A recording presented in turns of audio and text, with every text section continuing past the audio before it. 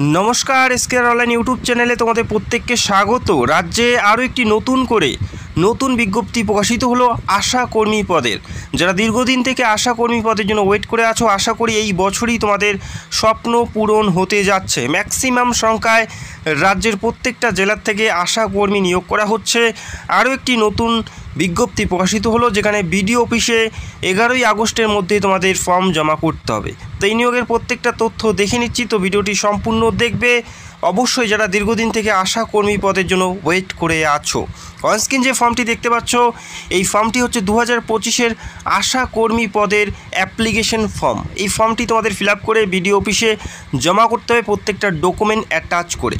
এই বক্সে তোমাদের একটি পাসপোর্ট সাইজের ছবি আঠা দিয়ে লাগাতে হবে, পিন অথবা স্ট্যাপলার করা যাবে না। আঠা দিয়েই তোমাদের এখানে ফটো লাগাতে হবে। সেটা অবশ্যই সাম্প্রতিক অর্থাৎ রিসেন্ট তোলা ফটো থাকতে হবে, পুরনো ছবি দেওয়া চলবে না, নতুন ছবি তোমাদের এখানে দিতে হচ্ছে। তো এই ফর্মটি অবশ্যই দেখে শুনে কেয়ারফুলিভাবে তোমাদের ফিল আপ করতে হবে এবং পরবর্তীতে প্রত্যেকটা ডকুমেন্ট এই ফর্মের সাথে অ্যাটাচ করতে হবে। প্রার্থীর নেম এবং কোন ব্লক থেকে অ্যাপ্লাই করছো সেই ব্লকের নাম, পাশাপাশি এরিয়ার নাম উল্লেখ করতে হবে। যে গ্রামে বসবাস করো সেই গ্রামের নাম উল্লেখ করতে হবে। প্রত্যেকটা বিষয় অবশ্যই ম্যান্ডেটারি আর দিতেই হবে। আবারও নাম, পিতার নাম এবং স্বামী এবং অভিভাবকের নাম, তারপরে স্থায়ী ঠিকানা যেমন গ্রাম, পোস্ট, থানা, জেলা এবং পিনকোড, প্রত্যেকটা বিষয়ে তোমাদের মেনশন করতেই হবে। এখানে কোনো মিস্টেক হলে আবেদনপত্র পুরোপুরি বাতিল হয়ে যাবে। পুরো ঠিকানা উল্লেখ করার পর তারপরে মোবাইল নাম্বার, যে নাম্বারটি তোমাদের বর্তমানে ফোনে অ্যাক্টিভ রয়েছে সেই ফোন নাম্বারটিই দিবে, কেননা পরবর্তীতে তোমাদের SMS-এর মাধ্যমে জানানো হবে কবে তোমাদের পরীক্ষা হবে এবং কবে ইন্টারভিউ হবে। প্রত্যেকটা বিষয়ে তোমাদের জানানো হবে। তারপরে বৈবাহিক স্থিতি, তারপরে জন্ম তারিখ তোমাদের এখানে উল্লেখ করতে হবে DDMMYY ফরম্যাটে, অর্থাৎ ডেট, মান্থ এবং ইয়ার। এই ফরম্যাটে তোমাদের ডেট অফ বার্থটি উল্লেখ করতে হবে। এবং পরবর্তীতে তোমরা দেখতে পাচ্ছ 18/7/2025 তারিখ অনুযায়ী তোমাদের বয়স কত বছর, কত মাস, কত দিন, সেটা অবশ্যই হিসাব করে তোমাদের এখানে বসাতে হবে। কি করে হিসাব করবে, অনেকেই এটা কমেন্ট করো যে আমাদের বয়সটা বর্তমান এই যে তারিখটা দেওয়া আছে 18/7/2025 তারিখে আমাদের বয়স কত হচ্ছে সেটা আমরা কি করে বের করব। ধরো কারো জন্মসাল 16/6/1993, ধরো কারো ডেট অফ বার্থ 16/6/1993, তাহলে 18/7/2025 তারিখে তার বয়স কত হচ্ছে সেভাবেই তোমাদের বের করতে হবে। তো এই তারিখটা উপরে দিয়ে এটাকে মাইনাস করে দেবে। 18 তারিখ, 7 মাস এবং 2025, এই তারিখের সাথে এই তারিখটা বিয়োগ করলে যেটা বিয়োগ ফল আসবে সেটাই তোমাদের বর্তমান বয়স। তো আমি এখান থেকে বাদ দিয়ে দিচ্ছি। দেখো এখানে 3 থেকে 5 বিয়োগ করলে 2 হচ্ছে এবং এখানে তারপরে উপরে 2 এবং নিচে 9, তো 9 থেকে উপরটাকে 12 ধরে নিচ্ছি, 32 হচ্ছে। তারপরে মিলে গেল এই বাকিগুলো। তারপরে 7 থেকে 6 গেলে 1 মাস এবং 18 থেকে 16 গেলে 2 দিন, অর্থাৎ 32 বছর 1 মাস 2 দিন। তো এটা উল্লেখ করতে হবে 32 বছর 1 মাস এবং 2 দিন। এভাবেই তোমাদের যে বয়সটা সেভাবেই নির্ণয় করতে হবে। এখানে মিস্টেক করলে চলবে না, আবেদনপত্র পুরোপুরি বাতিল হয়ে যাবে। তো কেয়ারফুলিভাবে ভালো করে দেখে শুনে ফিল আপ করবে। তারপরে এখানে উল্লেখ করা আছে বিজ্ঞপ্তি অনুযায়ী কোন স্বাস্থ্যের জন্য তোমরা অ্যাপ্লাই করতে চাও সেটা উল্লেখ করতে হবে এবং গ্রামের নাম উল্লেখ করতে হচ্ছে। কোন গ্রামে অ্যাপ্লাই করবে সেটা উল্লেখ করতে হবে এই বক্সে। এই ফর্মের লিঙ্ক তোমরা ভিডিওর নিচে পেয়ে যাবে, সেখান থেকে সরাসরি তোমরা ফর্মটি ডাউনলোড করে ফিল আপ করতে পারো। তো প্রথমে ডাউনলোড করতে হবে, প্রিন্ট আউট করে তারপরে তোমাদের ফর্মটি ফিল আপ করতে হবে। এরপরে দেখতে পাচ্ছ শিক্ষাগত যোগ্যতার প্রত্যেকটা ডিটেলস এখানে উল্লেখ করতে হবে। শিক্ষাগত যোগ্যতা মাধ্যমিক পাস, তারপরে কোন বোর্ড থেকে মাধ্যমিক পাস করেছো সেটা উল্লেখ করতে হবে এবং কত সালে পাস করেছো এবং মাধ্যমিকে প্রাপ্ত নাম্বার কত এবং পার্সেন্টেজ কত, এই বিষয়গুলো এখানে তোমাদের মেনশন করতে হবে। তো আশা করি বুঝতে পারলে। এরপরে তোমরা দেখতে পারবে 1/1/2025 তারিখ অনুযায়ী তোমাদের ভোটার তালিকায় তোমাদের কত অংশ, ক্রমিক নাম্বার কত আছে, প্রত্যেকটা বিষয় এখানে উল্লেখ করতে হবে। 1/1/2025 তারিখ অনুযায়ী ভোটার লিস্টের অংশ নাম্বার এবং ক্রমিক নাম্বার অবশ্যই তোমাদের এখানে দিতেই হবে। সেটা অবশ্যই একবার দেখে নেবে ভোটার লিস্টটি, ঠিক আছে? রিসেন্ট যে ভোটার লিস্ট সেটাই তোমরা চেক করে নেবে। তারপরে আধার কার্ড নাম্বার, নিচে দেখতে পাচ্ছ আধার কার্ড নাম্বার, তারপরে রেশন কার্ড নাম্বার। যদি কোনো কাস্ট থেকে বিলং করো SC ST সেক্ষেত্রে তোমাদের এখানে উল্লেখ করতে হবে এবং যারা স্বনির্ভর গোষ্ঠী থেকে অ্যাপ্লাই করবে তাদের এখানে উল্লেখ করতে হবে এবং যারা স্বনির্ভর গোষ্ঠীর প্রার্থী নয় তাদের এখানে কিছু করার প্রয়োজন থাকছে না। তারপরে এখানে টিক মার্ক করে দেবে। তারপরে স্থান এবং তারিখ উল্লেখ করতে হবে এবং তারপরে তোমাদের যে সই, সিগনেচার, পুরো সইটি করতে হচ্ছে।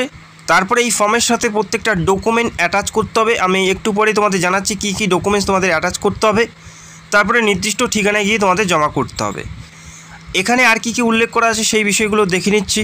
তো এখানে উল্লেখ করা আছে, দেখো, যে খামের মধ্যে তোমরা পাঠাবে সেই খামের উপর অবশ্যই 5 টাকার ডাক টিকিট লাগাতে হচ্ছে। 5 টাকার ডাক টিকিট লাগাতে হচ্ছে, সেখানে অবশ্যই তোমার নাম এবং ঠিকানা মেনশন করতে হবে।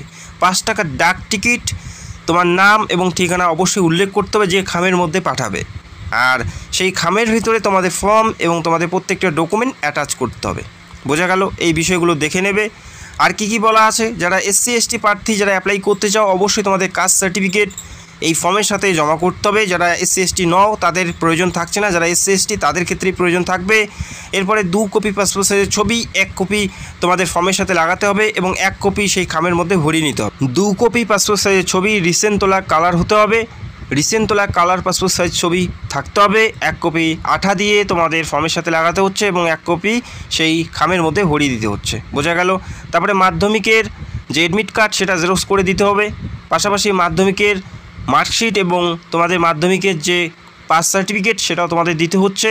তারপরে ভোটার 2025-এর ভোটার তালিকা অনুযায়ী তোমাদের যে প্রত্যেকটা বিষয়ে ক্রমিক নাম্বার এবং অংশ নাম্বার সেটাও তোমাদের জমা করতে হবে। পাশাপাশি ভোটার কার্ড, রেশন কার্ড দিতে হচ্ছে।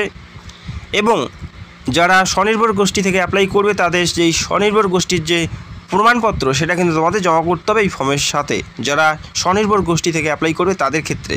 6/8/2025 তারিখের মধ্যেই আবেদনটি পুরোপুরি সম্পূর্ণ করতে হবে। 6/8/2025 তারিখের মধ্যেই তোমাদের অ্যাপ্লিকেশন জমা করতে হবে। আর সেটা অবশ্যই ইমেলের মাধ্যমে অথবা ডাকযোগের মাধ্যমে তোমরা পাঠাতে পারবে না, তোমাদের সরাসরি বাই হ্যান্ড গিয়ে জমা করতে হচ্ছে। তোমরা বাই পোস্টের মাধ্যমে আবেদনপত্র জমা করতে পারছো না, বাই হ্যান্ড গিয়ে তোমাদের সেই নির্দিষ্ট ঠিকানায় জমা করতে হবে 6/8/2025 তারিখের মধ্যে। তো যারা অ্যাপ্লাই করতে চাও অতি সত্বর করতে পারো। আবেদন করার জন্য তোমাদের শিক্ষাগত যোগ্যতা মাধ্যমিক পাস থাকতে হচ্ছে, কোনো পার্সেন্টেজের ব্যাপার নেই। সিম্পল মাধ্যমিক পাস প্রার্থী প্রত্যেকে অ্যাপ্লাই করতে পারো।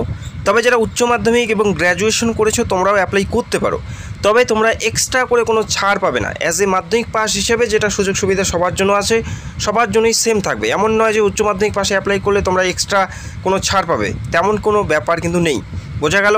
আর অবশ্যই সংশ্লিষ্ট গ্রামের স্থায়ী বাসিন্দা থাকতে হবে এখানে অ্যাপ্লাই করার জন্য, অর্থাৎ অন্য কোনো জেলাতে তোমরা অ্যাপ্লাই করতে পারছো না। যে গ্রামে বসবাস করো সেই গ্রামেই তোমরা অ্যাপ্লাই করতে পারবে।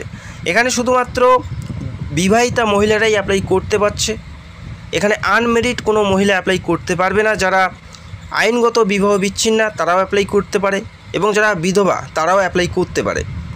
তো যারা আনমেরিড তারা কিন্তু এখানে অ্যাপ্লাই করতে পারছে না, মনে রাখবে। এটা আশাকর্মী পদে নিয়োগ করা হচ্ছে, সেক্ষেত্রে বিবাহিত হতে হবে। ICDS-এ প্রত্যেকে অ্যাপ্লাই করতে পারো, তবে আশাকর্মী পদে অ্যাপ্লাই করতে পারবে না। বয়স থাকতে হচ্ছে 22 থেকে 40-এর মধ্যে যারা SC ST প্রার্থী, এবং জেনারেল হলে 18 থেকে 40-এর মধ্যে তোমাদের বয়সটি থাকতে হবে এখানে অ্যাপ্লাই করার জন্য। বোঝা গেল? কোনো পরীক্ষা দিতে হবে না, কোনো পরীক্ষা দিতে হচ্ছে না, ইন্টারভিউ বেসে নিয়োগ করা হচ্ছে এবং পরবর্তীতে যে নাম্বার দিয়ে অ্যাপ্লাই করবে সেই নাম্বারে SMS-এর মাধ্যমে তোমাদের ইন্টারভিউ তারিখ, স্থান, প্রত্যেকটা বিষয় তোমাদের জানানো হবে। এই নিয়োগটি বর্তমানে নদিয়া জেলার হাঁসখালি ব্লক থেকে করা হচ্ছে।